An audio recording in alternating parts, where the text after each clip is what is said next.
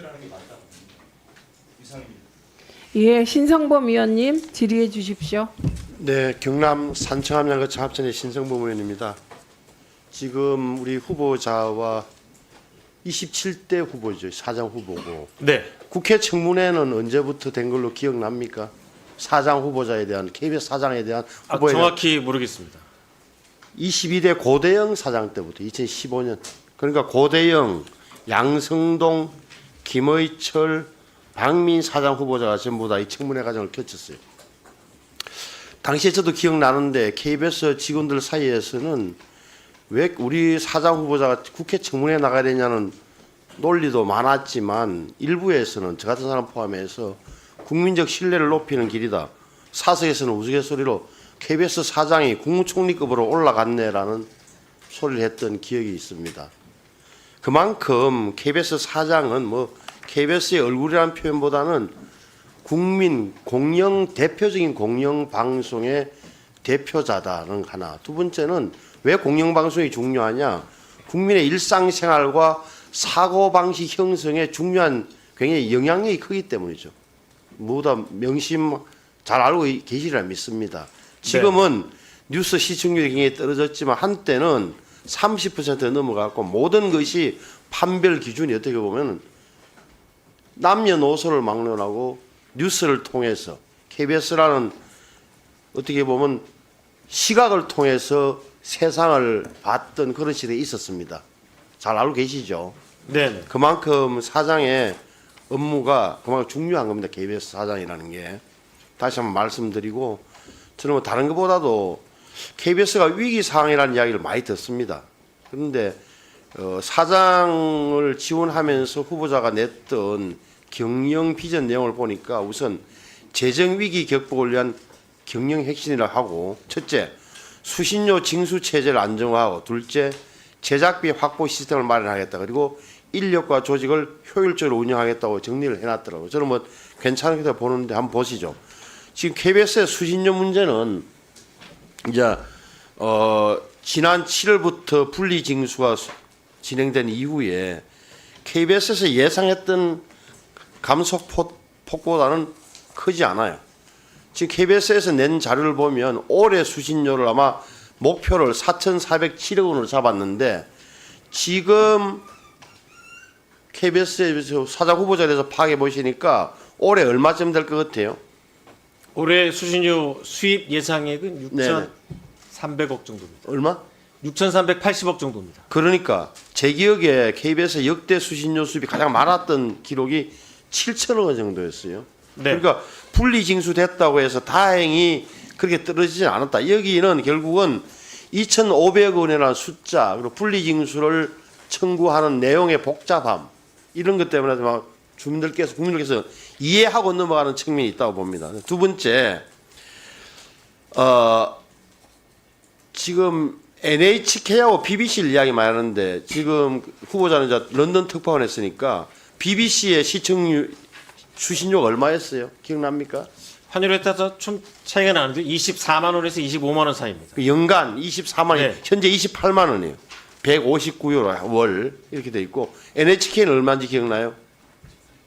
14만 원 정도 하는 걸로 알고 있습니다. NHK가 약 13만 원 정도예요. 네. 연간. 우리는 2,500원씩이니까 연간 3만 원이라고 3만 원. 그 차이가 있다는 것도 염두에 두시고. 근데 수납률. 그러니까 NHK나 BBC 전부 다 우리처럼 뭐 전기료에 통합해서 낸 적이 없어요. 전부 다 별도 과정을 겪는데 보니까 일본 NHK가 2023년도에 수신료 수납률이 78%, 79% 되고 영국 BBC는 수납률이 한 90% 돼요. 굉장히 월 28만 원 수준인데 불구하고 한국은 보니까 85%. 나쁘지 않단 말이에요. 적어도 재정적인 문제에서는 사장 후보자로서는 제가 보기에는 큰 짐을 들었다고 보여지고 그런데 실적을 볼게요. 실적. 그런데 왜 그렇게 경쟁력이 악화되느냐 한번 보세요. 쭉 보면 KBS, MBC 쭉 SBS 한번 보세요.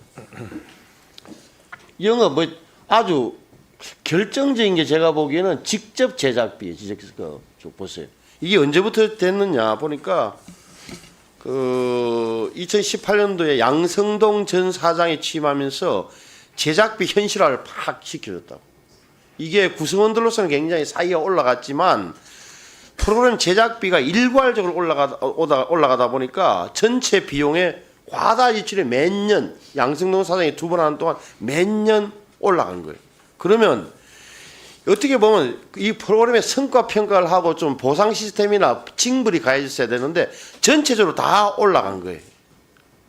아주 돈을 많이 쓴 거죠. 그래서 이 제작비 확보 시스템을 만들겠다는데 뭐 구성원들한테는 좋을지 몰라도 제가 보기에는 거기에는 꼭 따라야 될 거야. 평가 시스템이.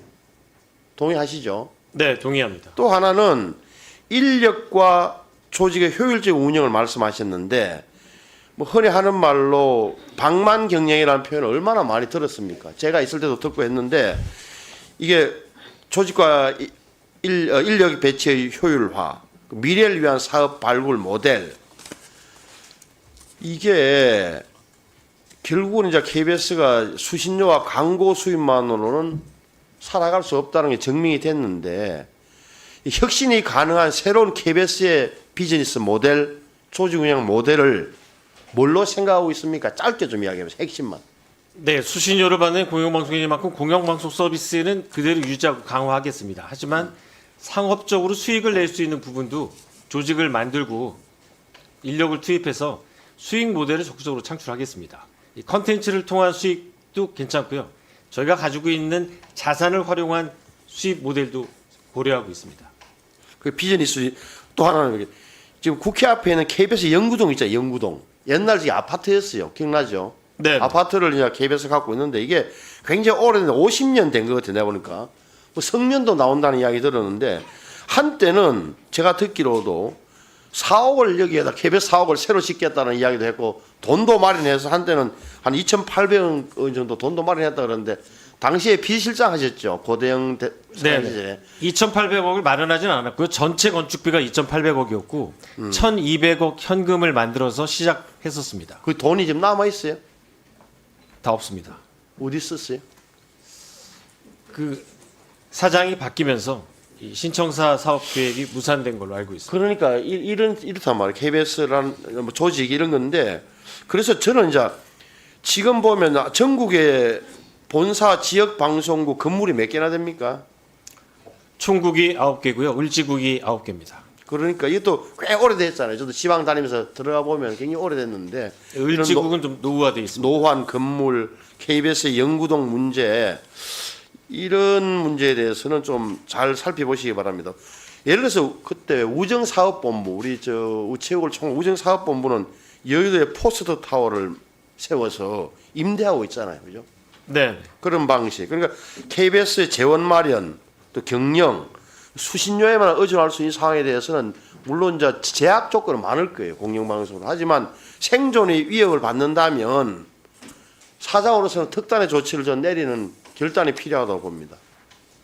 또 하나 물어볼게요. KBS 내부에 지금 현재 노조가 몇 개 있어요? 전체적으로 노조는 직종별로 계열사까지 합치면 한 20여 아니 본부에 KBS 본부에 언론 노조 KBS 본부가 있고 네. 몇 명입니까? 큰 노조는 3개 노조가 그러니까 있습니다. 그 가장 큰 전국 언론 노조 KBS 본부가 몇 명이에요? 조합원이 2,000명 정도 되고 이게 아마 대외비인 걸로 저는 두 알고 번째 있는데요. KBS 노조가 800명 되고 세 번째 노조가 같이 노조 함께 노조죠. 같이 투게더 노조가 400명 되고 이 정도죠. 네, 대략 그 정도 됩니다. 지금 근데 야당 의원들께서 말씀하시는 우리 후보자에 대한 구성원들의 반대 문제 한번 보시죠.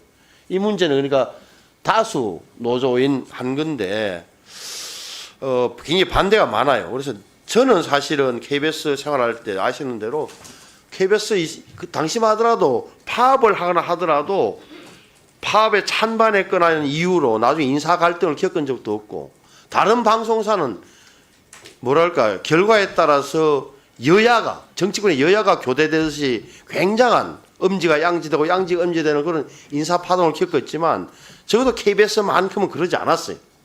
그런데 언제부턴가 KBS도 이렇게 노조도 찢어지면서 갈등이 심한데 그래서 내부 갈등을 어떻게 해결할 겁니까? 그 사실 쉽지 않습니다. 쉽지 않은데. 왜냐하면 저희가 이제 진매위를 만들어서 후배가 선배를 조사하고 또 그 고대영 사장 퇴임 하는 시기에 이 파업이 굉장히 길었는데 이 폭력 사태도 회사 내에서 일어났습니다. 지금 상황을 보면 상처가 아물어가는 단계이긴 하지만 같은 공간 안에 조사를 했던 후배가 또 조사받았던 선배와 같은 공간에 있습니다. 그래서 징계받은 문제를 최대한 저희는 사법적인 분쟁 없이 처리하려고 하고 있는데 그 또한 역시 뭐 쉽지 않은 상황입니다. 네, 직종의 갈등도 심각합니다. 사실상 이제 그 문제는 PD로 입사했느냐, 기자로 입사했느냐, 뭐 엔지니어로 입사했느냐에 따라서 계속해서 이제 회사 생활을 하면서 서로 갈등을 빚는 경우가 있는데요. 그건 저희 회사에 어떻게 보면 극복해야 될 영원한 과제라고도 할 수 있습니다. 황정아 위원님 질의하십시오. 예, 본격적인 질의 앞